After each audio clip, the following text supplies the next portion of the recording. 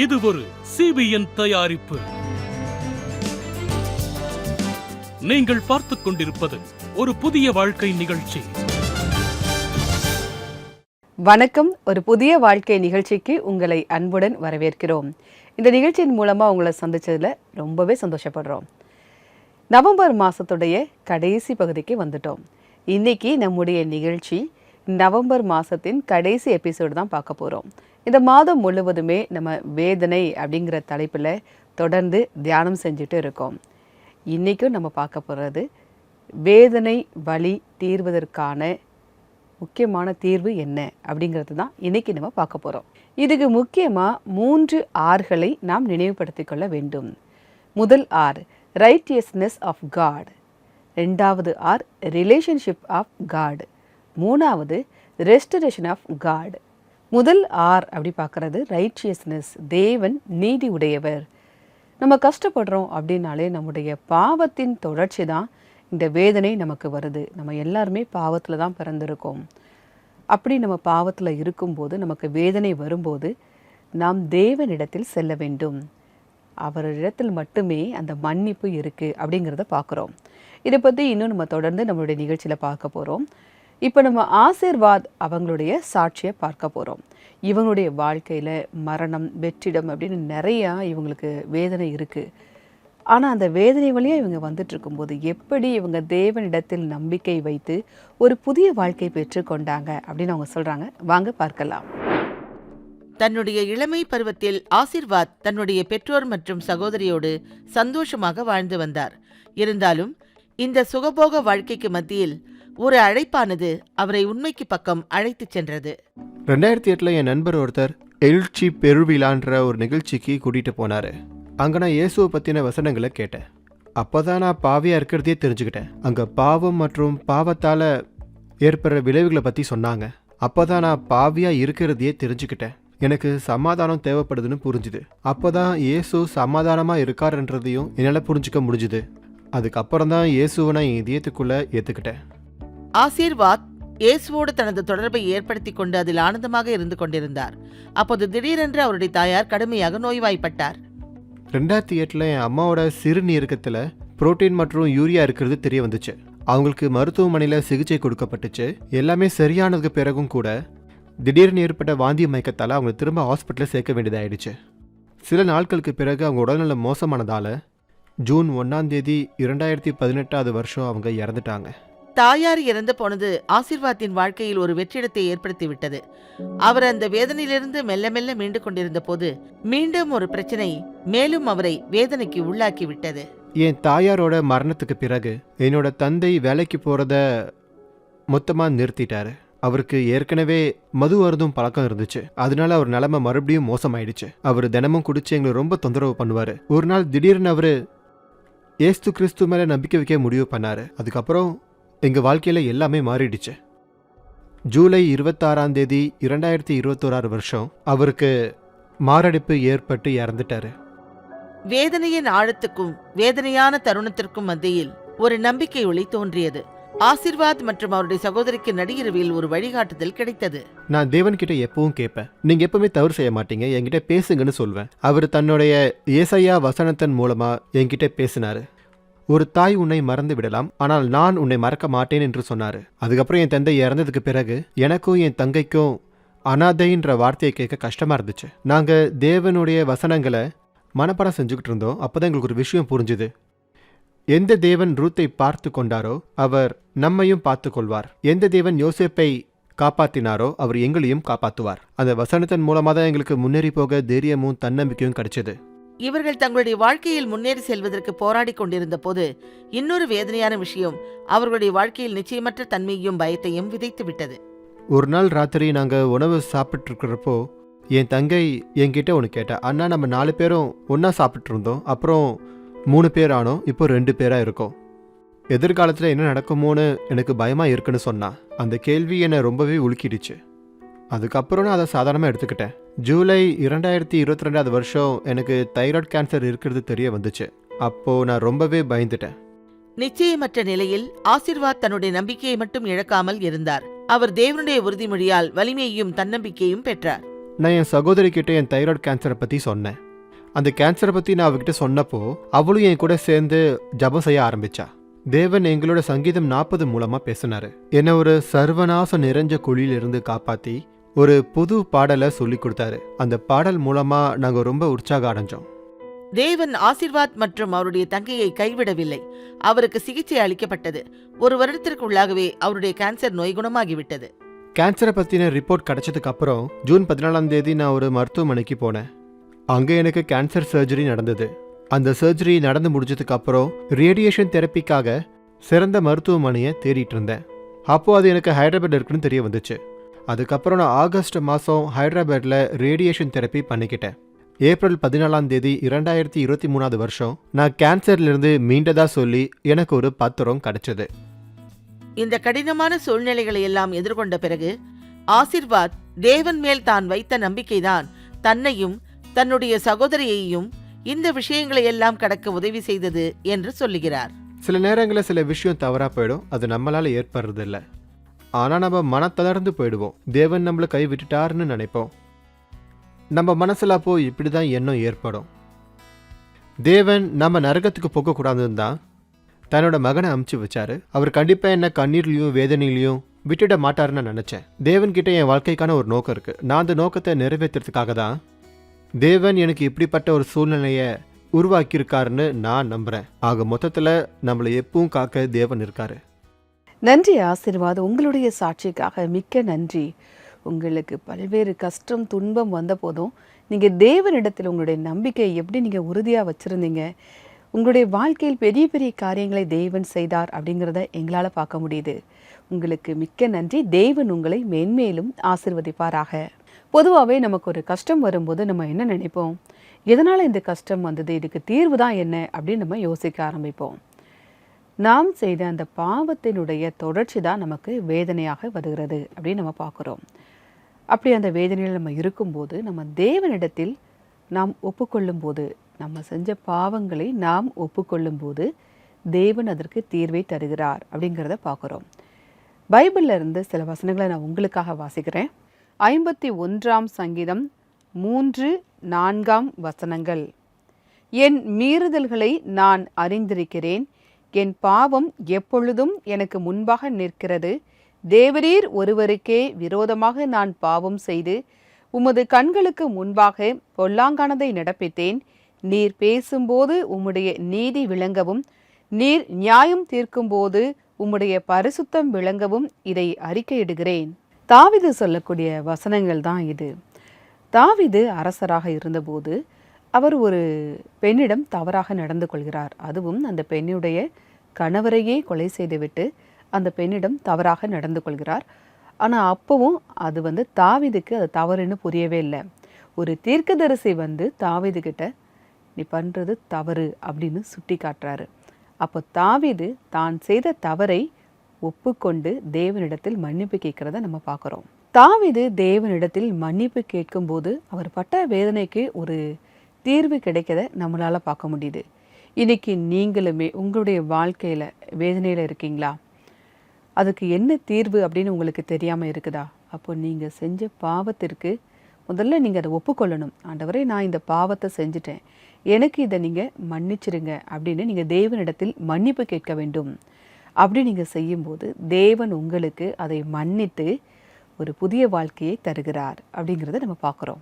மனம் திரும்புறது தான் நம்முடைய வேதனையிலிருந்து நம்ம வெளியில் வரக்கூடிய ஒரு முதல் படி அப்படிங்கிறத நம்ம பார்க்குறோம். ஜெபம் ரொம்ப அவசியம். ஒருவேளை உங்களுக்கு ஜெபிக்க தெரியல, ஜெப உதவி தேவை அப்படின்னா நீங்கள் எங்களுடைய ஆல் இண்டியா ப்ரேயர் லைனுக்கு கால் பண்ணலாம். எங்களுடைய நம்பர் 9910401010. இந்த நம்பருக்கு நீங்கள் வாட்ஸ்அப்பும் அனுப்பலாம். நம்முடைய நிகழ்ச்சியில் இப்போது வருவது ஒரு சிறிய இடைவேளை. இடைவேளைக்கு பிறகு சோஃபியா மற்றும் பாஸ்டர் தீபக் மசி அவங்க நமக்காக ஸ்பெஷலாக ப்ரேயர் பண்ண போகிறாங்க. இடைவேளைக்கு பிறகு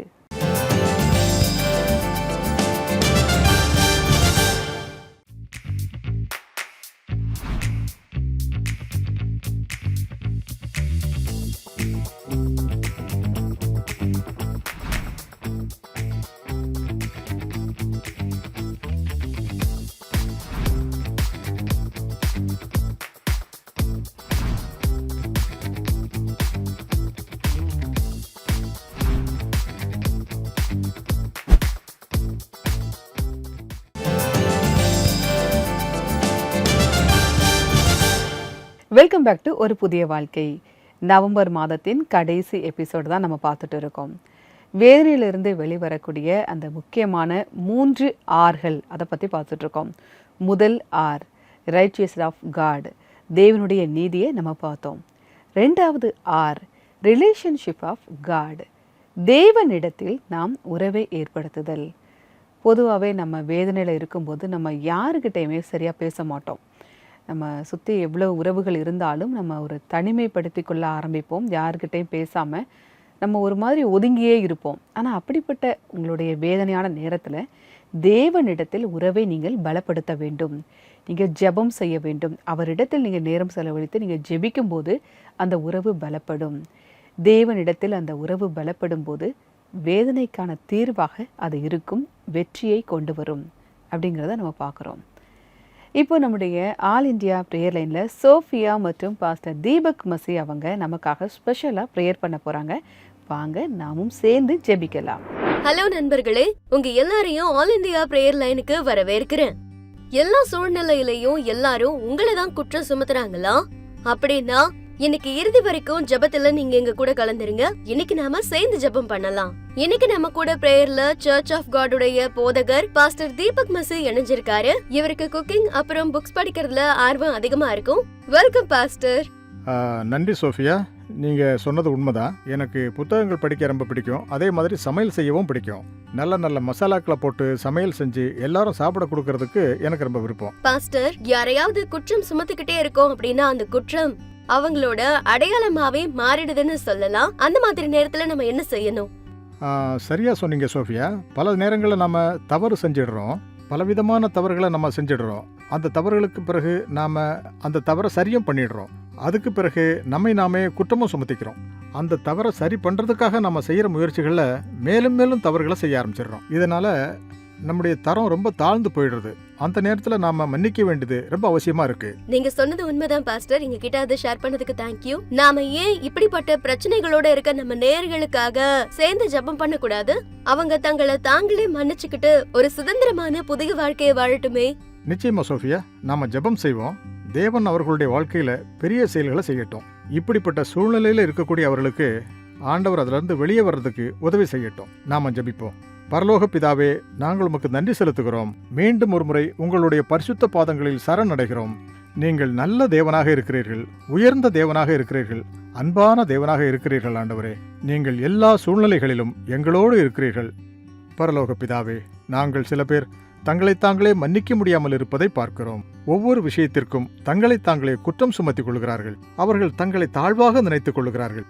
இப்படிப்பட்ட மனிதர்களுக்காக நாங்கள் வேண்டிக் கொள்கிறோம். ஆண்டவரே, அவர்கள் இந்த சூழ்நிலையில் இருந்து வெளியே வர வேண்டும். பரலோக பிதாவே, நீங்கள் அவர்களை மன்னிக்கிறீர்கள். உங்களுடைய வசனம் சொல்லுகிறது ஆண்டவரே, நீங்கள் எங்களுடைய தவறுகளை முதுகுக்கு பின்னால் வீசுகிறேன், அதை திரும்ப பார்ப்பதில்லை என்று சொல்லுகிறீர்கள். ஒருவேளை நீங்கள் எங்களை மன்னிக்கிறீர்கள் என்றால் பரலோக பிதாவே, நாங்கள் எங்களை மன்னித்துக் கொள்ள வேண்டும்.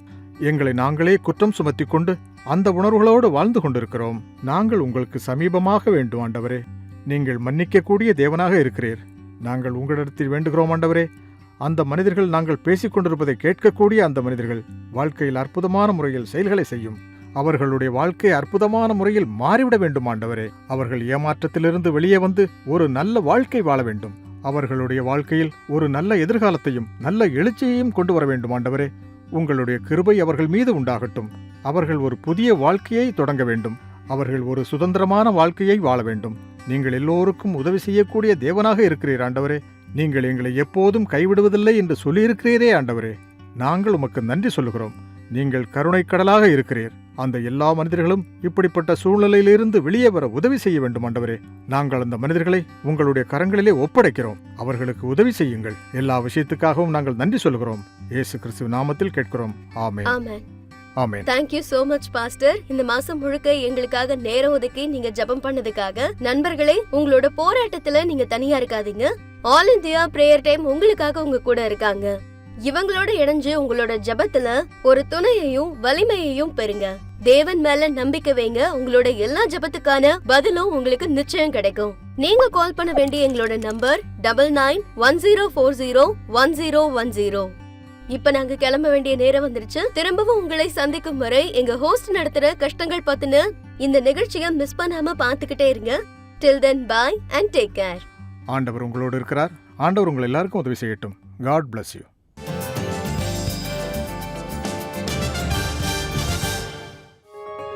குழந்தைகள், இவர்கள் பைபிள் வசனங்களை தெரிந்து கொண்டு வளர்வதற்கு நாம் விரும்புகிறோம். இப்பொழுது சூப்பர் புக் மூலமாக பைபிள் சத்தியங்களை குழந்தைகள் சுவாரஸ்யமான முறையில் கற்றுக்கொள்ளலாம். பெஞ்சமின் அவங்க கூட வரான். இந்த சூப்பர் புக் பைபிள் ஆப்பில் இதே போல் தான் வேடிக்கையான விஷயங்கள் இருக்கிறது. இது உங்கள் குழந்தைகளுக்கு மிகவும் பிடிக்கும். நல்ல விளையாட்டுகளை விளையாடுதல், நல்ல நல்ல வீடியோகளை பார்த்தல், பைபிள் கதாநாயகர்களை இன்னும் நன்றாக தெரிந்து கொள்ளுதல் மற்றும் பைபிள் வசனங்கள், இவைகள் எல்லாவற்றையும் குழந்தைகள் வேடிக்கையான முறையில் கற்றுக்கொள்வார்கள். சூப்பர் புக் பைபிள் ஆப் இன்றைக்கு ஆப் ஸ்டோர் அல்லது பிளே ஸ்டோரில் இருந்து டவுன்லோட் செய்யுங்கள்.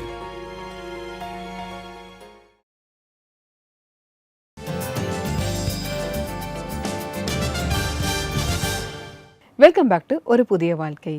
நவம்பர் மாதத்துடைய கடைசி எபிசோட பார்த்துட்டு இருக்கோம். வலி வேதனையில் இருக்கும்போது அதற்கு தீர்வு என்ன அப்படின்னு நம்ம ரொம்பவே யோசிக்கிறோம். ஆண்டவராகிய இயேசு கிறிஸ்துவின் இடத்தில் அந்த தீர்வு இருக்கிறது. அதை தான் பார்த்துட்டு இருக்கோம். இப்போ நம்முடைய நிகழ்ச்சியில் வரக்கூடியது நன்றி வெள்ளியே பகுதி.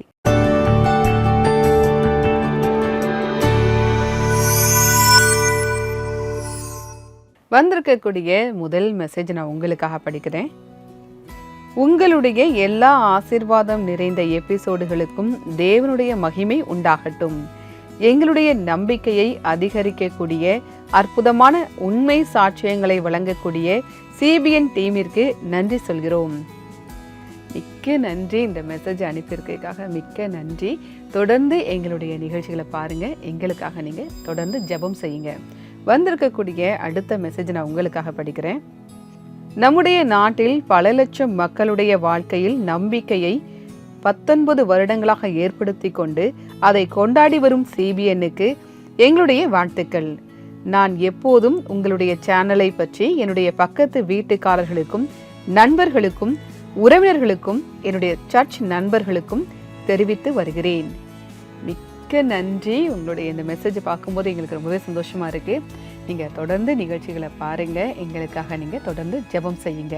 நாங்க 19 வருஷம் நிறைவு செய்திருப்பது தேவனுடைய கிருபை. எல்லா மேன்மையையும் மகிமையும் நாங்க தேவனுக்கே செலுத்துகிறோம். உங்ககிட்டையும் இதே மாதிரி கருத்துக்கள் இருக்கு அப்படின்னா நீங்க எங்களுக்கு மறக்காம தெரியப்படுத்தலாம். எங்களுடைய நம்பர் 9910401010. இந்த நம்பருக்கு நீங்க வாட்ஸ்அப் அனுப்பலாம். அப்படி இல்லை அப்படின்னா சிபிஎன் இந்தியா யூடியூப் சேனல்ல கமெண்ட் செஷன்ல உங்களுடைய கருத்துக்களை நீங்கள் பதிவு செய்யலாம். நன்றி வெள்ளியை பகுதியை நம்ம பார்த்துட்டோம். இப்போ இன்றைக்கான பைபிள் வசனம் என்ன அப்படிங்கிறத பார்க்கலாம். நான் மரண இருளின் பள்ளத்தாக்கிலே நடந்தாலும் பொல்லாப்புக்கு பயப்படேன். தேவரீர் என்னோடு கூட இருக்கிறீர். உமது கோலும் உமது தடியும் என்னை தேற்றும். சங்கீதம் 23:4.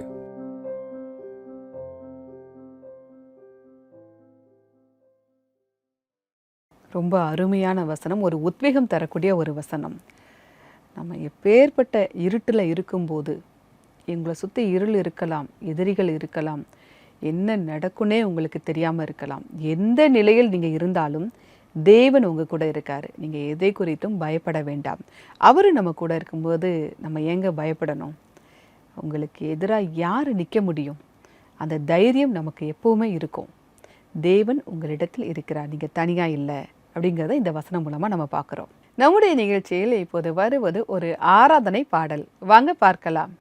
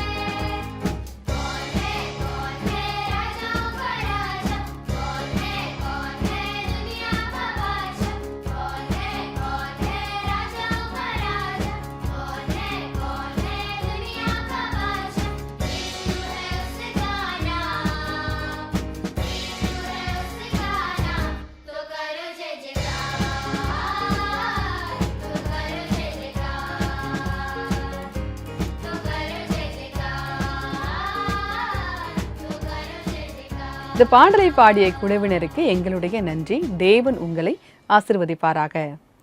இன்னைக்கு நம்முடைய நிகழ்ச்சியில் நம்முடைய வேதனை நீங்குவதற்கான தீர்வை பார்த்துட்டு இருக்கோம். அதுவும் முக்கியமான 3 Rகள் அப்படிங்கிறத பார்க்குறோம். முதல் R ரைச்சியஸ் ஆஃப் காட், ரெண்டாவது ரிலேஷன்ஷிப் ஆஃப் காட், மூணாவது ரெஸ்டரேஷன் ஆஃப் காட்.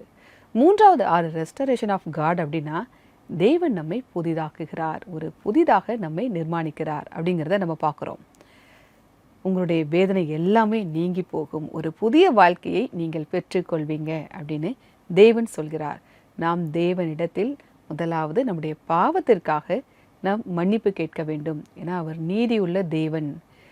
உங்களுடைய பாவங்களை நீங்கள் ஒப்புக்கொண்டு நீங்கள் அவரிடத்தில் மன்னிப்பு கேட்கும்போது உங்களுடைய வேதனை நீங்கும் அப்படிங்கிறத பார்க்குறோம். ரெண்டாவது, நீங்கள் தேவனிடத்தில் உறவை பலப்படுத்தும் போது, ஜெபிக்கும் போது உங்களுடைய வேதனை நீங்கும். மூணாவது, அதன் மூலமாக அவர் உங்களை புதிதாக உருவாக்குகிறார் அப்படிங்கிறதை நம்ம பார்க்குறோம். நிகழ்ச்சியுடைய நிறைவு பகுதிக்கு வந்துட்டோம். இன்றைக்கான நிகழ்ச்சி உங்களுக்கு ஆசீர்வாதமாக இருந்திருக்கும் அப்படின்னு நாங்கள் கர்த்தருக்குள்ளே விசுவாசிக்கிறோம். நம்ம ஆசீர்வாத் அவங்களுடைய சாட்சியை பார்த்தோம். அவங்க எப்படி தேவனுக்குள்ளே ஒரு நம்பிக்கையாக இருந்தாங்க அதையும் நம்ம பார்த்தோம். இந்த மாதம் முழுவதுமே நம்ம வேதனை தொடர நம்ம பார்த்தோம். இதன் மூலமாக நீங்கள் வேதனையை பார்க்கக்கூடிய பார்வையே மாறி இருக்கும் அப்படின்னு நாங்கள் கர்த்தருக்குள்ளே விசுவாசிக்கிறோம். நான் வேறொரு எபிசோடில் உங்களை சந்திக்கிறேன். அதுவரை கர்த்தருடைய கிருபை உங்கள் அனைவருடன் கூட இருப்பதாக. God bless you.